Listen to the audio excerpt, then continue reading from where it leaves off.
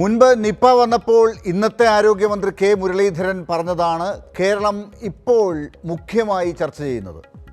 എരണം കെട്ടവർ ഭരണത്തിലിരിക്കുന്നത് കൊണ്ടാണ് നിപ്പ വരുന്നത് എന്നാണ് അന്ന് മുരളീധരൻ പറഞ്ഞത്. ആന്റണിയും കരുണാകരനുമൊക്കെ ഭരിച്ചിരുന്നപ്പോഴും ഇവിടെ വവ്വാലുകൾ ഉണ്ടായിരുന്നില്ലേ എന്ന അദ്ദേഹത്തിൻ്റെ ചോദ്യം ഇപ്പോഴും അന്തരീക്ഷത്തിലുണ്ട്. മുൻപ് നിപ്പയും കോവിഡും ഒക്കെ വന്നപ്പോൾ അന്നത്തെ ആരോഗ്യമന്ത്രി വീണ ജോർജും കെ ശൈലജ ടീച്ചറും കോഴിക്കോടിൻ്റെ ചുമതല ഉണ്ടായിരുന്ന മുഹമ്മദ് റിയാസുമൊക്കെ അവിടെ ക്യാമ്പ് ചെയ്തു നടത്തിയ പ്രവർത്തനങ്ങൾ, കണ്ടെയ്ൻമെൻറ്റ് സോൺ ആക്കി നടത്തിയ പ്രതിരോധ പ്രവർത്തനങ്ങൾ ഒന്നും ഇപ്പോൾ കാണുന്നില്ല എന്നാണ് പരാതി.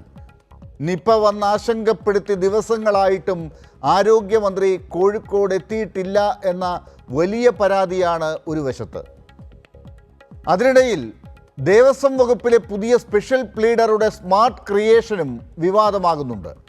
മുൻപ് കടത്തിയ സ്വർണം ഉരുക്കി മാറ്റിയതിന് പ്രതിസ്ഥാനത്തുള്ള പങ്കജ് ഭണ്ഡാരിയുടെ സ്മാർട്ട് ക്രിയേഷൻസിൻ്റെ അഭിഭാഷകനായിരുന്ന KB പ്രദീപിനെ ദേവസ്വം വകുപ്പിൻ്റെ സ്പെഷ്യൽ പ്ലീഡർ ആക്കി നിയമിച്ചതാണ് സംഭവം. നടന്നത് ഉദ്ദിഷ്ട കാര്യത്തിന് ഉപകാരസ്മരണയാണെന്ന് പ്രതിപക്ഷം പറഞ്ഞു കഴിഞ്ഞു. ഇല്ലാത്ത തസ്തിക ക്രിയേറ്റ് ചെയ്ത് ഇങ്ങനെയൊരു നിയമനം നടത്തിയത് ആരെ സ്മാർട്ടാക്കാനാണെന്നാണ് ചോദ്യം. സ്വർണ്ണക്കൊള്ളക്കേസ് അട്ടിമറിക്കാനുള്ള ശ്രമം UDF സർക്കാർ നടത്തുന്നു എന്ന് പ്രതിപക്ഷം പറയുമ്പോൾ മറുപടി എന്താണ്? ഉണ്ണികൃഷ്ണൻ പോറ്റി സോണിയാഗാന്ധിയെ കണ്ടതിൽ വിശദീകരണം നൽകാൻ ഇതുവരെ കോൺഗ്രസിന് ആയിട്ടില്ല. സ്വർണ്ണക്കൊള്ളക്കേസിൽ കോൺഗ്രസ് നേതാക്കൾക്കുള്ള ബന്ധം പുറത്തു വരാതിരിക്കാനുള്ള നീക്കമാണ് KB പ്രദീപിൻ്റെ നിയമനം എന്ന് മുൻ ദേവസ്വം മന്ത്രിയുടെ ആരോപണം നിസ്സാരമായി തള്ളിക്കളയാനാകുമോ?